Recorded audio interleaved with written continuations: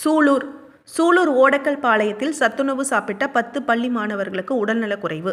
அதிகாரிகள் விசாரணை.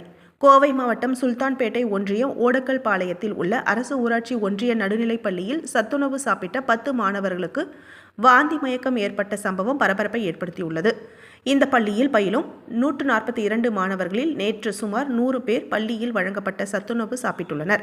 மாலை 4 மணி அளவில் பள்ளி முடிந்து வீடு திரும்பும் நேரத்தில் திடீரென 10 மாணவர்களுக்கு வாந்தி மற்றும் மயக்கம் ஏற்பட்டு உடல்நலம் பாதிக்கப்பட்டது.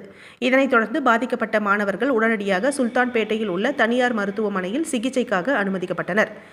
இச்சம்பவம் குறித்து தகவல் அறிந்த வட்டார ஆணையாளர் சரவணன் மற்றும் வட்டார கல்வி அலுவலர் பிரான்சிஸ் சார்லஸ் ஆகியோர் மருத்துவமனைக்கு நேரில் சென்று மாணவர்களின் நிலை குறித்து விசாரித்தனர்.